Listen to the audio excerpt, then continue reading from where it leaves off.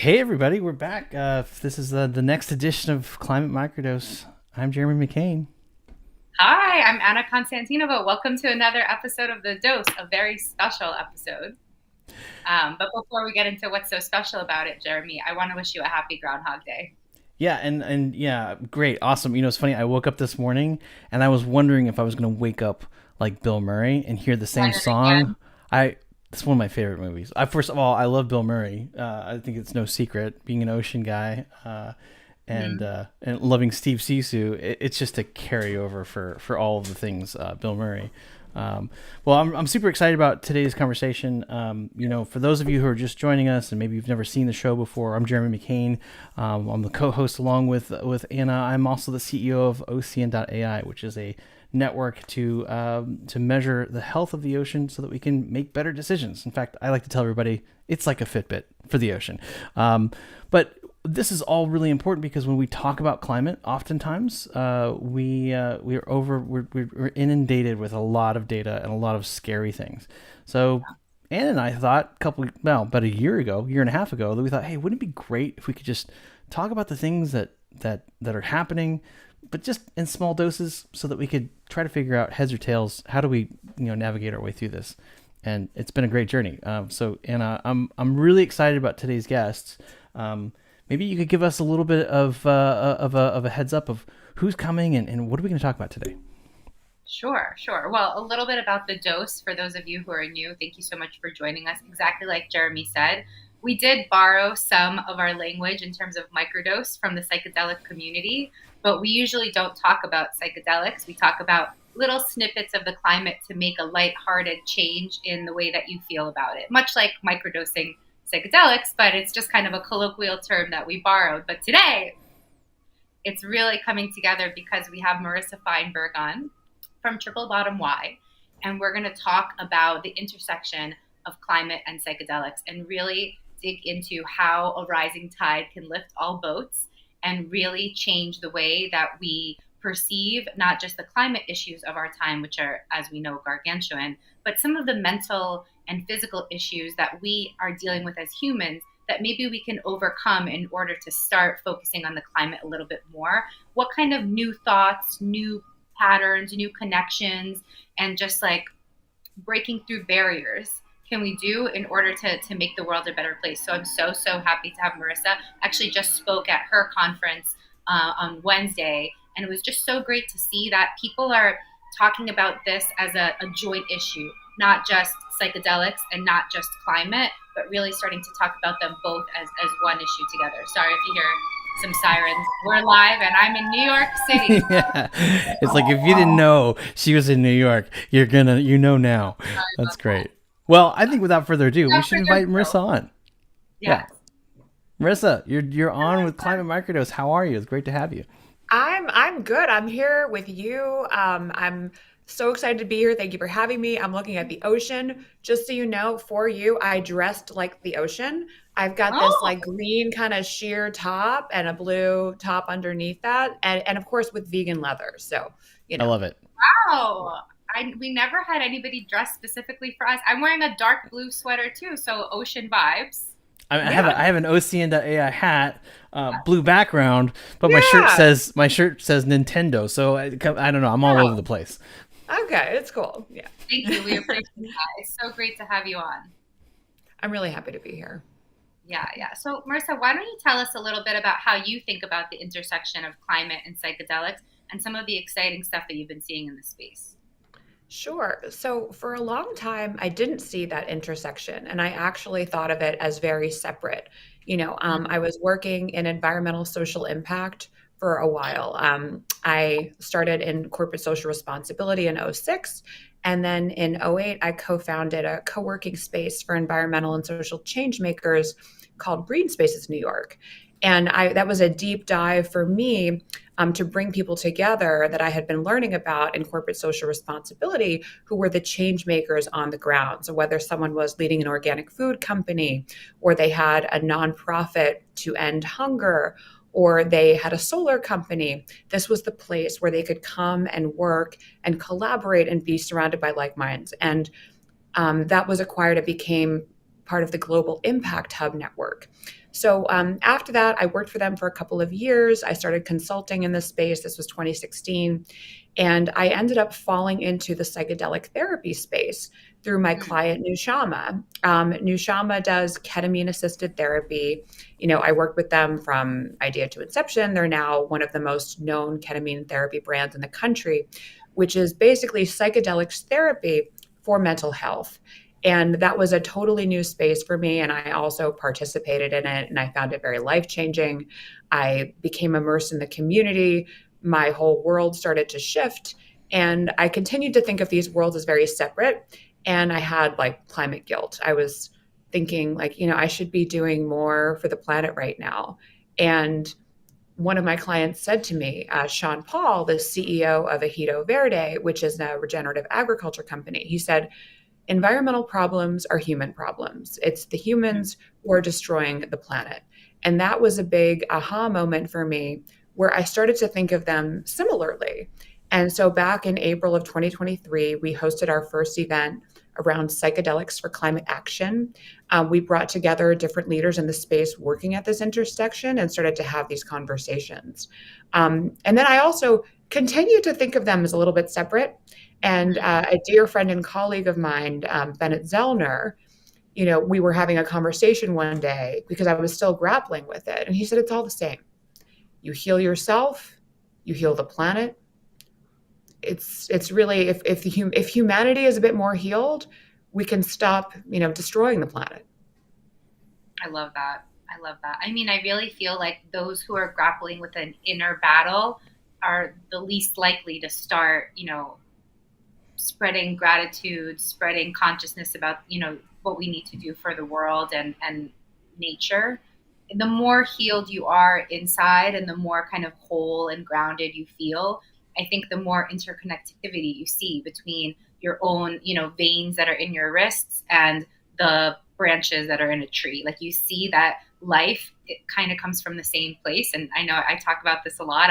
I'm very much into biomimicry. I bring it into my branding work all the time. I love it. I absolutely love it. It's important to understand that we are nature. And in order to heal nature, we need to start kind of with ourselves. Because if you are depressed, if you are in a really bad mental place, there's no way that you can really pour from an empty cup and help others and help the planet as well. So I think tying that together is really beautiful. I agree. I think some of the most broken people sometimes are environmentalists, right? I think it's like, it's like sometimes I almost feel like not all of them, but some of them are trying to fill a void, right? And maybe within themselves.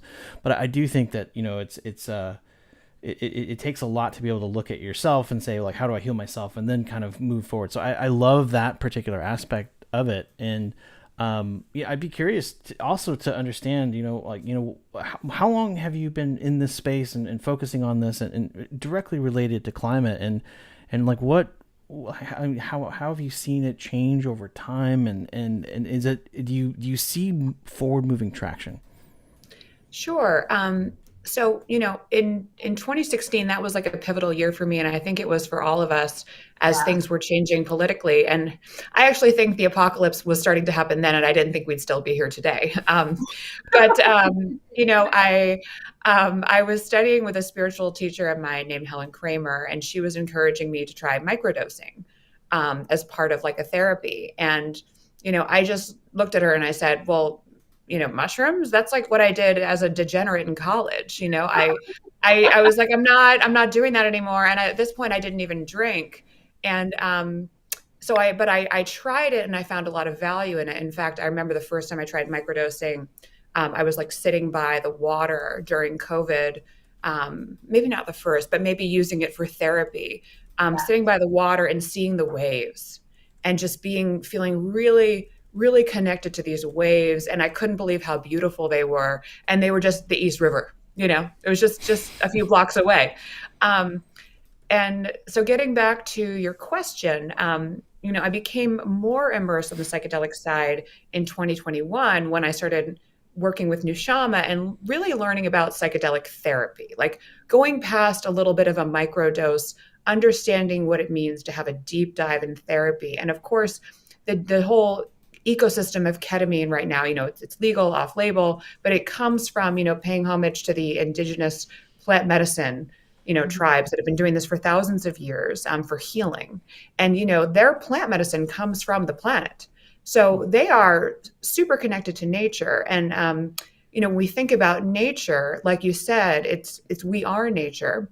And even talking about nature kind of can create a bit of disconnect because it's us versus nature. And so I don't know if there's another good new word that it could imply all of us, or we need to expand that term.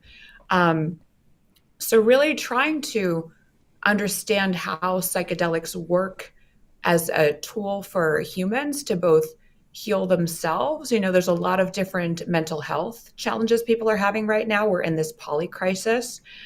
So mental health crisis is one of them, along with climate change. And so it's that disconnectedness that can create the kind of disconnected behavior of hurting the planet and causing harm. Our own home, right? Would you light a fire in your own home? Like if I went and did that right now, I would be arrested, or I would be, taken to a psych ward. People would be like, why are you burning your house down? But that's what we're doing. So if we look at, psychedelics as a tool for mental health, there's been so many studies and such a groundswell and a rise that we're really seeing a lot of scientific data. Did that answer your question, or what else? It definitely does, and I think it's really great that you kind of brought that up, because I think that, it's evident that we are obviously the virus of the planet. We are creating a problem, but maybe there are some people that are watching today and say, hey, I don't know if I necessarily vibe with this. And can you talk about some of that science that you mentioned of how it all comes together? Because I think for a lot of people, it depends on who you talk to and kind of what their exposure is, and depending on how they grew up and all those kinds of things. I think on one side of the table, people say, hey, look, it's remapping your brain so that, it addresses some of the issues that you talk about. And then there's the other spectrum, which you kind of touched on a little bit. It's like, well, yeah, these guys are going to become useless druggies over here. Can you kind of give us kind of a perspectives, to see, where is the science today, and how have we been able to bridge that gap? Sure. So one of my favorite resources for studies is called Blossom Analysis. So if anyone ever wants to research psychedelic therapy studies, you can go to Blossom Analysis. It's free, and every study ever done on psychedelics is there. But the majority of what people talk about in terms of using psychedelics for mental health and why they're a great tool is when you start to take a psychedelic, it calms the amygdala, or the fear centers of your brain. And so then you can start to hear yourself, right? Without all the mind chatter and being in your head, you can get back into your body and your heart. And when you're in that heart space, it opens up creativity, new solutions, lessens fear. I don't know about you, but I get some of my best ideas when I get out of the shower in the morning. And that's not on psychedelics. But when you're on psychedelics, and when that starts to calm, used in conjunction in a therapeutic setting, medically supervised with certain protocols for therapy, you can get to the root of trauma. One of the biggest problems causing mental health challenges, I think more than 90% of people have trauma, right? And it's something, I've had trauma. A lot of my trauma, it can be painful to think about. But if you look at it through the lens of psychedelics with a setting that is safe, with the mindset going in, that whole set and setting term, right, from Timothy Leary, going to that space with the intention of, I want to work through my trauma so that I can heal. Then suddenly you create a catalyst for that, and you open up a doorway in your brain that you might have been afraid of before. And then you can walk through there and look at your trauma, feeling safe and supported by your surrounding therapists, and you can move through it. And then it becomes easier and easier to process, to even reframe that narrative, to then move forward with your life, other than burying something and being afraid to talk about something. Suddenly you can feel liberated. And then other chapters of your life can open up, not just through maybe connecting it with climate like we're talking today, but whether it's your personal life, your family, your loved ones, your colleagues, all kinds of new avenues for new pathways to create new relationships to your work, or new relationships to your loved ones. Yeah, Marissa, I'm just so happy to have you on. Thank you so much for sharing that. That was just so touching. And I think a lot of people need to hear that. And that's why we want to spread this message more, because I think that there is that stigma that Jeremy touched on, that, oh, why would I do psychedelics for a benefit? It's just going to make me, a degenerate, or I'm going to, be disaffected by daily life and kind of, into addiction. But thinking about it as a tool actually to take us out of addiction and out of the thinking patterns that hold us hostage in staying the same. I think that that is just so incredibly powerful. And I wish everybody on the planet would hear that message, because, it is on the other side of fear that we're going to conquer some of the things that are facing us every day: war, famine, climate, all of the horrible things. And even in a microcosm in your own family, relationship dynamics that need to be taken a look at, your own personal responsibility in some of those things. And it can be really hard to do that work on your own, and I think adding in the therapeutic setting piece is really important, because it's one thing for, me to experiment in my own home alone, or, with friends or somebody else. And that's great, not poo-pooing that. But adding in somebody who has done, the research and has the experience and has the background to guide you through what's going on, who's seen other people go through it, who can help you walk through some of those doors, I think we really discount how important that can be, that help can be. And it's kind of like therapy, but upped in ante, because you're changing some of the brain chemicals that have been firing in the same pattern for a long time and keeping you stuck. So I think that that is so amazing. And it kind of brings me into something else that I really wanted to talk to you about, which is, once we understand that these plants, this medicine, has the ability to heal us and have so many different impacts on not just the way that we think about climate, but also the way that we think about, relationships and everything that we just mentioned, does that kind of bring us back around a loop to have more reverence for the planet that grew those plants? Like, can we start to have people on That's a good loop question. of, wow, now that I can be healed and I see that, it has benefits for me, it has benefits for veterans, which is something we talk about a lot of veterans study. I see that this, plant, this medicine has helped me. It doesn't necessarily come from a lab, right? It comes from these indigenous cultures. It comes from the planet. So that for me maybe is the intersection there. Sure. So I'll give an example that I shared with a friend the other day of, one time I was in a legal jurisdiction and I was microdosing. It was on a beach. I think it was like Costa Rica. I'm trying to remember exactly, maybe Mexico. And, I was there with some friends, and there were a lot of ants. There were ants. There were ants everywhere. And I grew up in Andover, Massachusetts, where the ants in the house were always a nuisance. We would step on them. We would put out little ant traps. This was, before I really had a lot of knowledge about, other maybe safer ways to get rid of ants from your home other than harming the ants. What? My Eastern European dad sprayed Windex all the time. I mean, yeah, there's that. Like, there's lavender you can do as well. So. Yeah, but during this microdose, I became really fascinated with the ants. It was rainy season, and they were particularly, we would go down to the beach, my friends and I would go back up to our hotel, and we would see these little ants carrying little leaves, like in a parade, up the banister from the stairs from the ocean to the hotel. And it was extraordinary to see the organization involved, and then my curiosity about them. Are they building something, or are these little umbrellas? And I think that they, I've heard from friends that they ferment and they bring them together, and it's part of, their process for some of the different stages of life. But it really took away. I mean, as a kid, I used to even be afraid of them. Right? It was like, oh, an ant.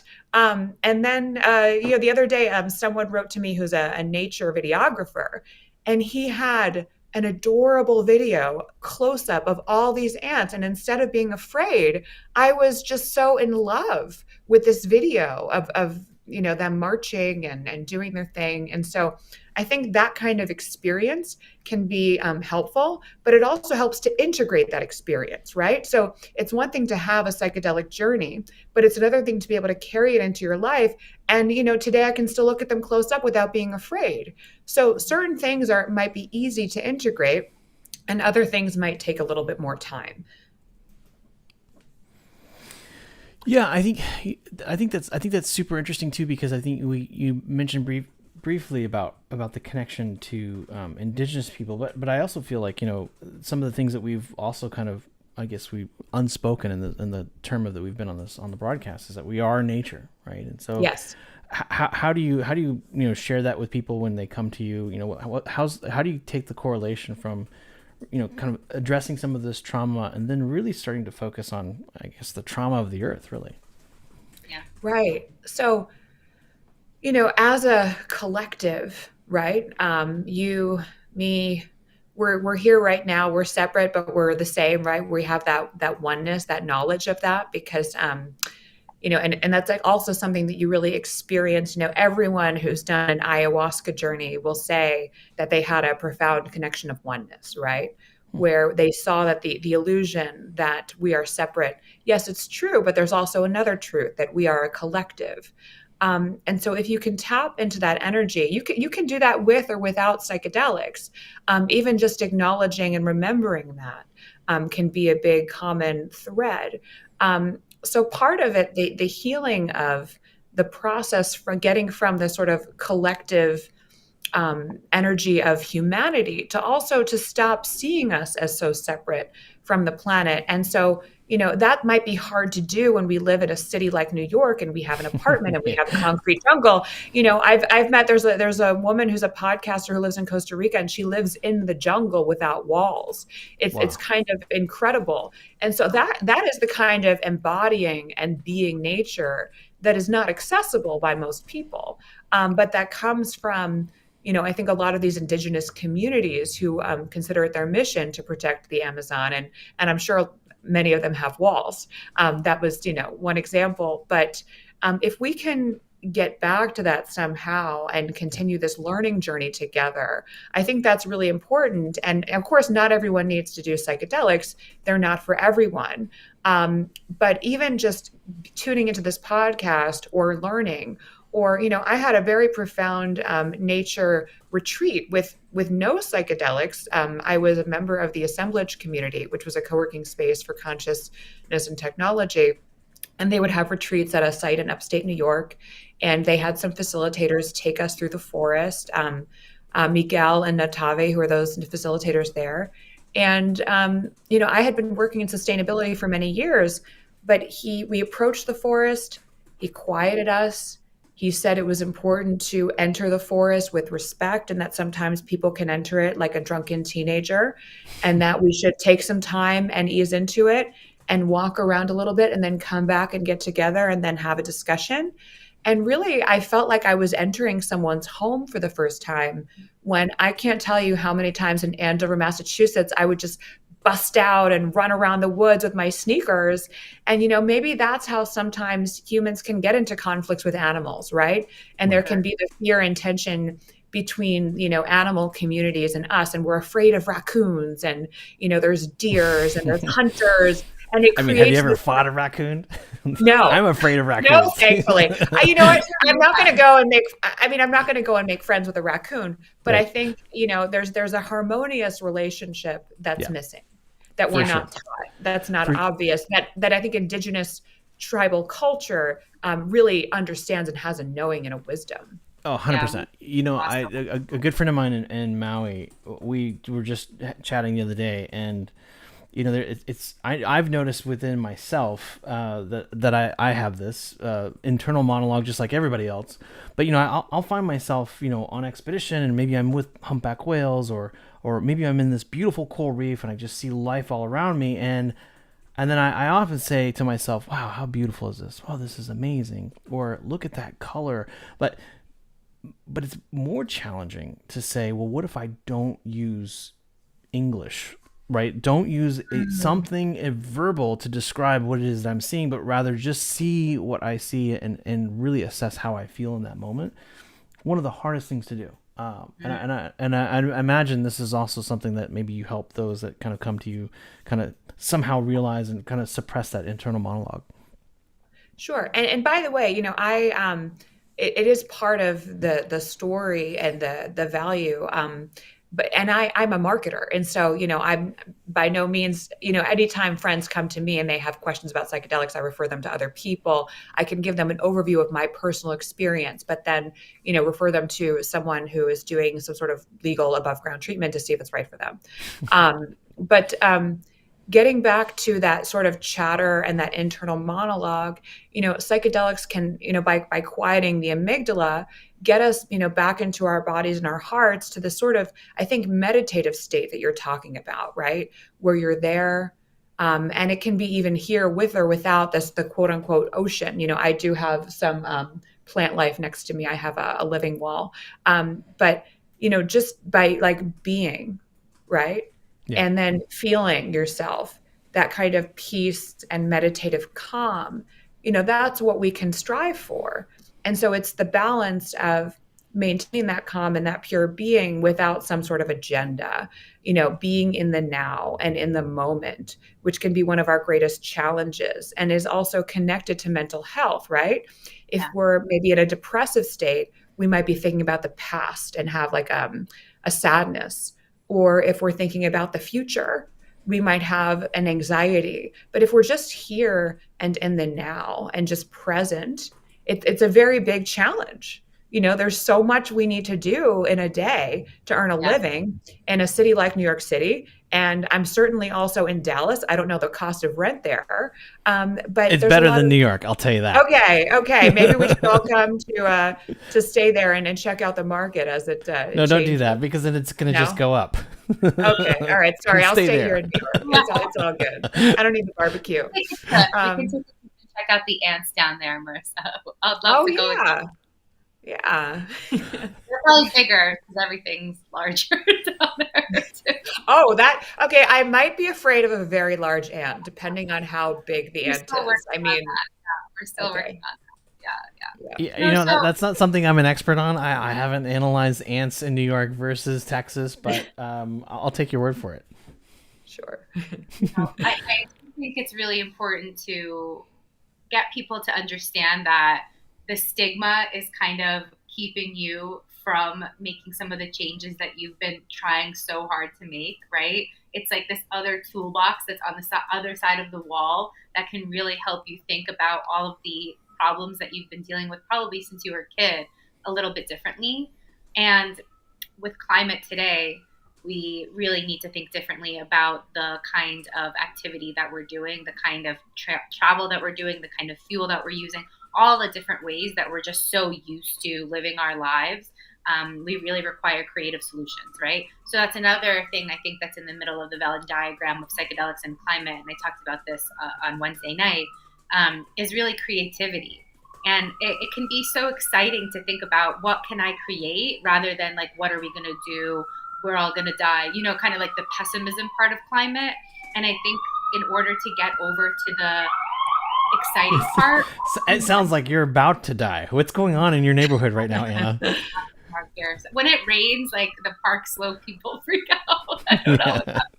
There. Well, at least your police show up. Ours don't. Or you call, there's like, hey, there's a shooting. You're like, yeah, we know. It's okay. You'll figure it out. Yeah, I don't know. I'm sorry about that. No, but I really think that pushing the idea of curiosity and creativity as a bonus and allowing people to kind of be in that place will get a lot of more answers and a lot more solutions to some of the problems that we're facing out there.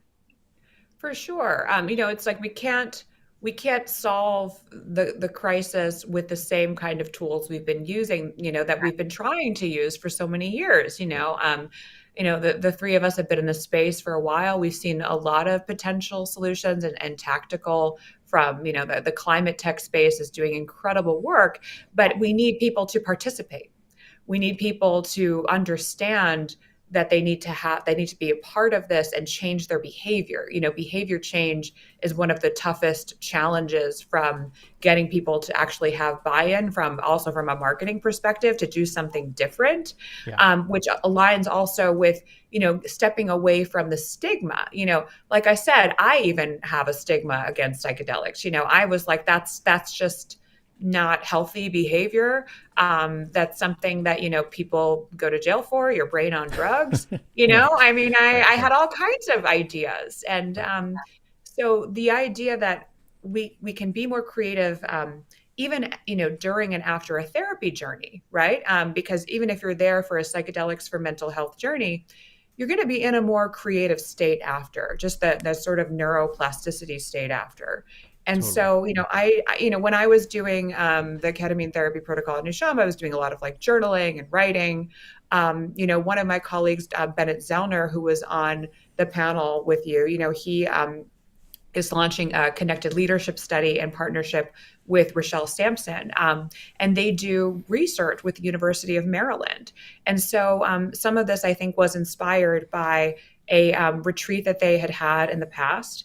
And there were some people on the retreat, a legal psilocybin assisted retreat, and they were talking about some regenerative business models. And some of the people there just didn't get it. But then two psilocybin dosings later, they had some aha moments and things started to make sense. Yeah. And so now they're doing this other study in partnership with Kiyomi, which is really exciting. So there's all kinds of ways that this can be used creatively. And there are more studies online. In addition, I think the work of Sam Gandy is really, really fascinating. If you Google and that's something I want to learn more about and be well versed in. But just this sort of from ego to eco is a big concept. No, it's a good point. I mean, look, I'm definitely one of those individuals who is just like, I don't know, man, that's a little too much for me. As Ann and I would be talking, a little too woo woo for me. But I will say about 10 years ago, I know, yeah, absolutely. But I was in Chile. Andy Elwood, who's now my chief operating officer at the time, was running something called Exosphere, and he said, "Hey, would you be willing to come down to Chile and talk to the folks about drones and tech and some of the stuff that you're into?" I was like, "Sure." When I got there, I met these amazing humans from Ukraine, and they had been working on a process for a very long time, with medical professionals, looking at various types of microdosing, using psilocybin specifically to get people into what they called referred to as a lucid dream state. And the reason why they were doing this was because they were using neurofeedback tools that were Bluetooth connected into computers to be able to use the human brain to control what was inside of the computer. And the best way that I heard it explained to me back in 2013 was it was like I was giving you a third arm. We have this human interface called the keyboard, and we type on the keyboard, and that's how we communicate with the machine. But is there another way, right? And they had been working on this for a very long time, but sometimes we have to get out of our way to start to figure out, what is that next wave of kind of that advancement, evolution, and computers and humans. What was interesting is that that connection became kind of this thing moving forward. I had asked those Ukrainians at the time, where do you see this going? What do you want to do? And Alexei had said that he wanted to. Alexei Rubinov, who's the one who's kind of running this whole program, he said, I want to be the first software application on a manned mission to Mars.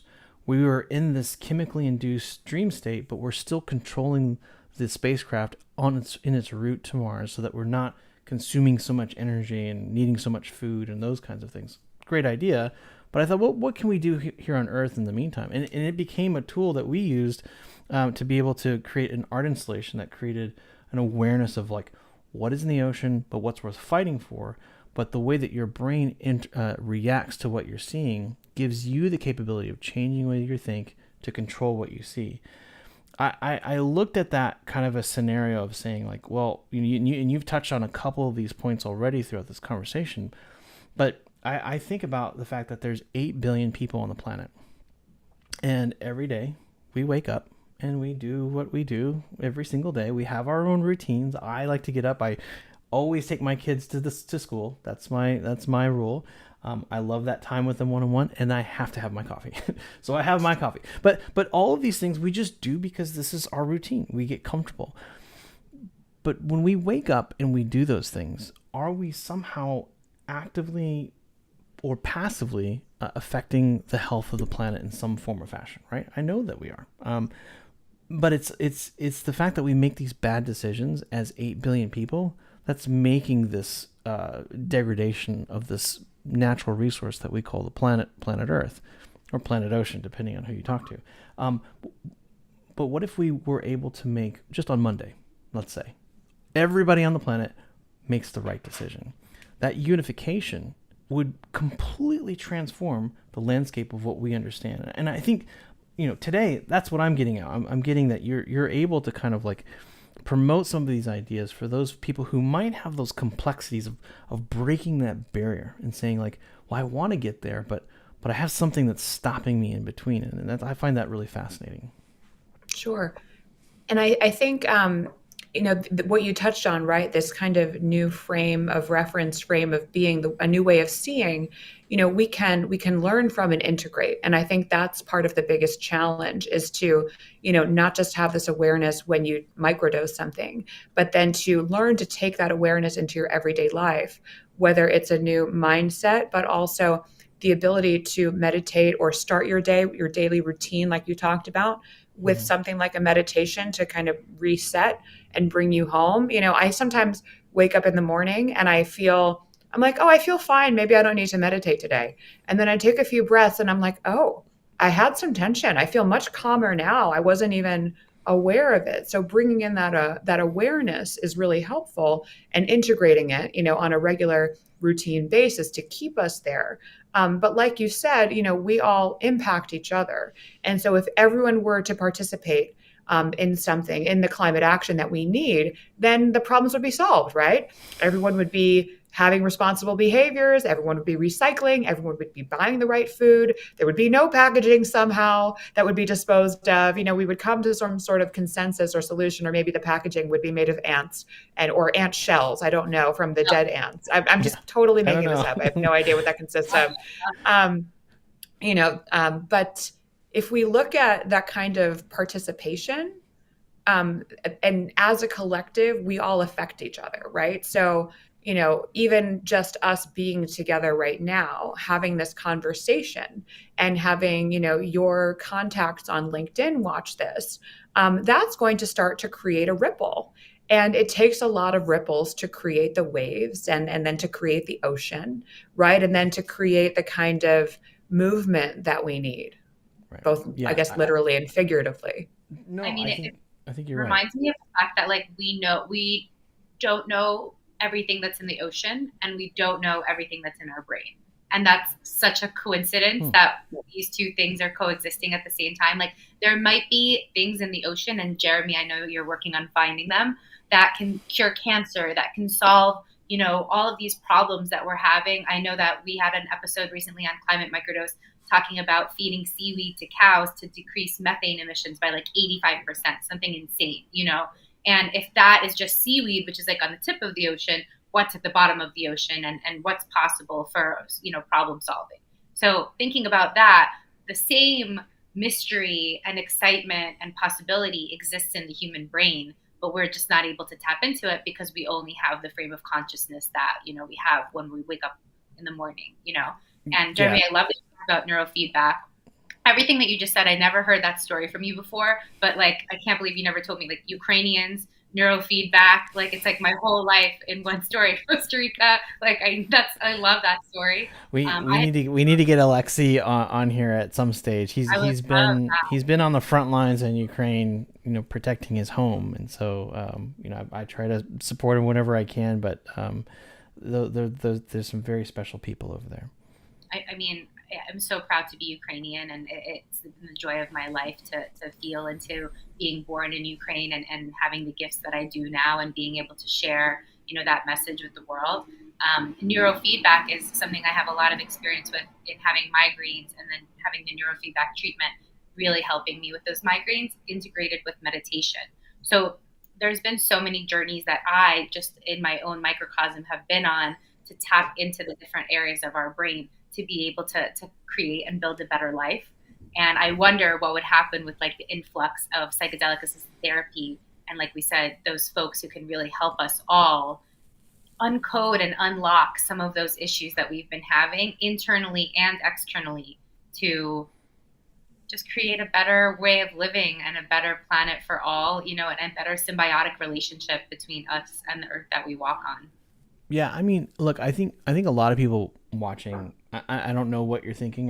That would be amazing if we could somehow link up and share each other's thoughts and be more productive. But I would say that there are probably people on my LinkedIn and our YouTube that would watch this and say, well, yeah, of course I care about the environment. Of course I care about these things. Dr. Jane Goodall once said that poverty and conservation are intrinsically connected, because if you're worried about where your next meal comes from, or feeding your children, and having the risk of watching them starve, you don't have time to think about conservation. So those things all need to be intrinsically connected. But the thing I often think about in this context, which I think it's just harmoniously kind of like plugged in here, is that you don't have to be somebody special to do something extraordinary, right? You just need to want to do it, right? Special just by I know, being alone. but all of us look at it and say, well, I'm not I'm not Jeff Bezos, I'm not Richard Branson. Like, who's going to listen to me? Doesn't matter. I am a redheaded stepchild, and I've been pushing on this for a very, very long time.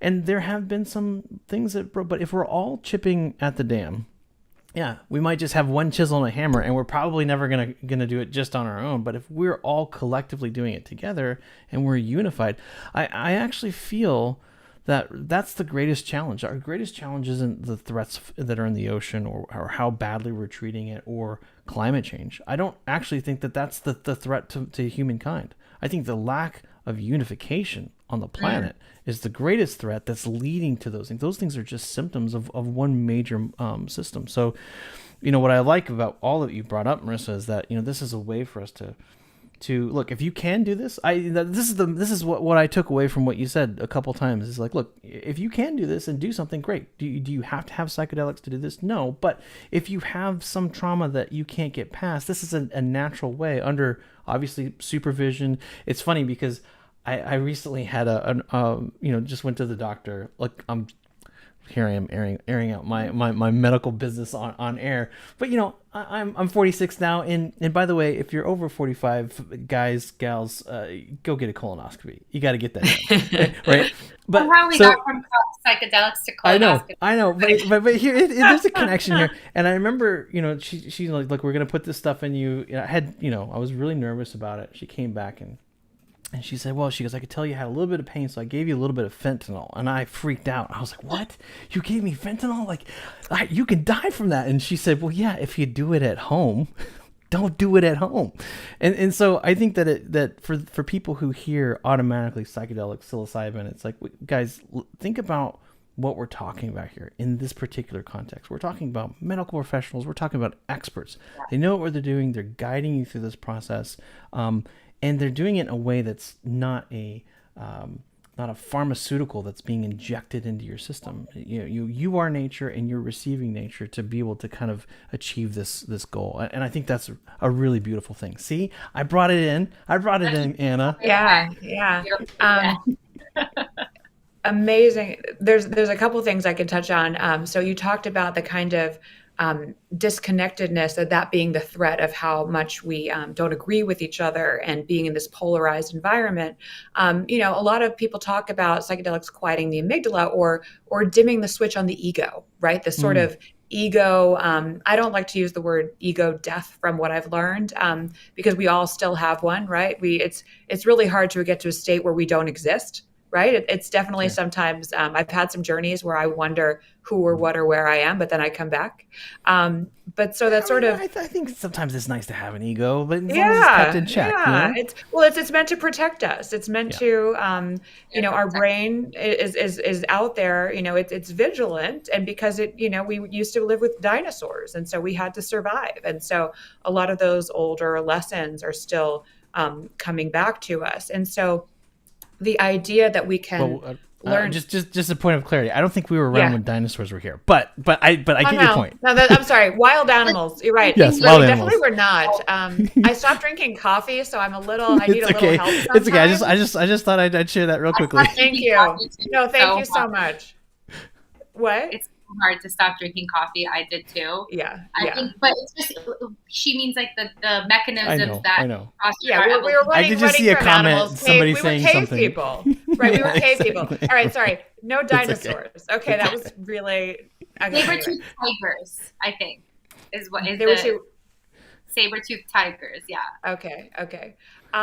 And so anyway, if we can get past our egos, right? Because we're even more separated by technology now. This sort of technology is going to connect us. We can message our friend on Facebook. Now we're like more disconnected than ever. So, if we can put our phones down, get past our egos, this whole polarization culture that we're in, and come back together a little bit in a safe environment under medical supervision for certain mental health benefits. And if you want, you tell me, but I have a lot of experience with whether or not to do things at home. Like, I mean, I can't speak to fentanyl, but ketamine, those kinds of conversations. I do PR for Nushama, and the whole acute effects of ketamine for Matthew Perry was worldwide and created an entire week of crisis communications for me. So let me know if you ever want to talk about that. Yeah. No, I mean it is a stigma, and there is going to be a hurdle for us to create a safe space. But I think the main message that I want to leave folks with, and understanding that we want to wrap because we want it to be a microdose, not Yeah. a macro. Yes, of course. Is the idea of, I think, connecting with the mysteries of the ocean and the mysteries of our own brain, and getting in there and really starting to unravel how we can use what's in there, what we already have within us, like what's already up here, to think differently, to solve some of the biggest problems of our time, and to just feel better day to day, knowing that you're doing something that's aligned with who you really are, and feel that interconnectedness and that oneness that underlies everything that we can get so far away from in our daily grind in business, in the way that the power structure has kind of organized everything. And now is the time to start reorganizing, and it starts with you, and then it starts with connecting with us all together as one. Yeah. It reminds me. So one of my favorite things I've ever done was when I was lifeguarding in high school, and I was teaching children to swim. And I had grown up like in the water, and there was a little boy, a group of these like 4-year-olds, and I was like, "Come on, guys, time to get in the water!" And I just like splashed them, and they started to really freak out. Wow. They had never been more than like their knees in the water. They started to cry, and I felt like so terrible.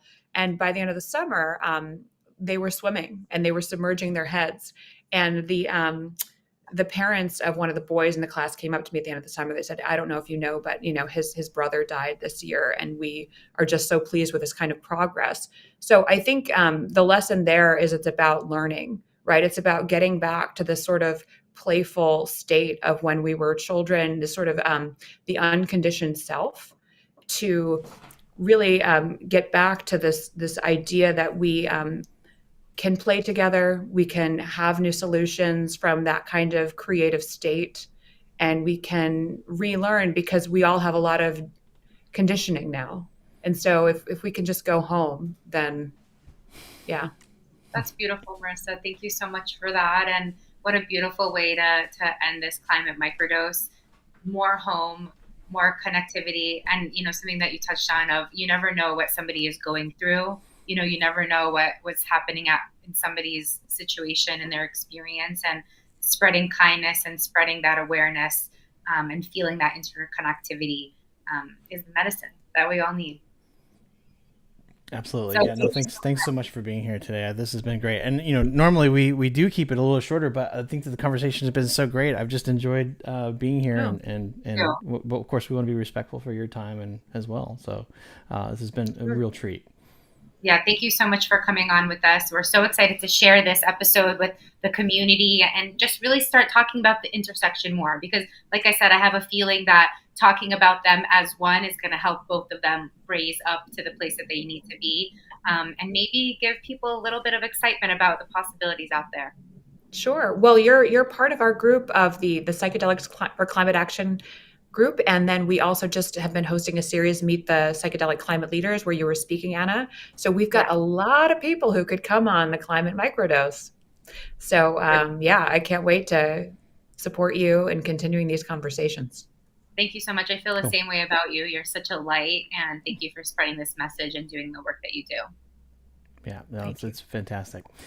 Well, Anna, I think this conversation has just been, really awesome. And I think it's been a really great way to kind of get us to, I mean, in many ways, like, it's like Marissa said, it's like, you don't have to necessarily do it's like psychedelics to change your perspective. I feel like, I mean, correct me if I'm wrong, but I feel like this conversation today has been a change of perspective for at least on my side. And I'm hoping, some of our viewers, Are you saying have the same. for you? I mean, this was kind of a climate microdose for me. That's what Absolutely. we're doing. That's Yeah. every time you come on with us, you go through the portal. No psychedelics required. Yeah. So yeah. So for those who are watching and maybe you came in late, this will be on replay on YouTube. You can go to youtube.com/climate microdose to watch not just this episode but plenty of the others. Tell us what you think. I would love to see your comments. We'll respond to every single one of them. There's probably 5 subscribers at this point, so we've got plenty of time to respond to these folks. No, I joke. Ann and I always say it's probably just our moms that are watching, but that's okay too. Because it's so funny, Anna, and I know we've talked about this before. My mom will go, like, I was doing some research and I found this thing. So it's great in any level to be able to kind of stimulate these conversations. And so, just like Marissa said, like we're meant to get the interconnectivity out there, and for us, it's not about numbers; it's about impact. And Jeremy, thank you so much for being on this journey with me, for being open to learning something new, for bringing the psychedelics conversation into the space. There's endless possibilities of what we can do. So just so thankful, and I'm just feeling hopeful after this conversation about the future. likewise, and I can't wait to our next episode. So with that, everyone, we want to thank you for watching, and like and subscribe, do all those kinds of fun things, tell people about this, and if you'd like to join us and you'd like to be on the show, please send us a message, send us a comment down below. We'd love to have you. We'd love to hear your voice as well. So but thanks everyone for being here, and we'll see you next time. Happy Friday and Groundhog Day. Yeah, Groundhog Day. Don't forget. This will repeat.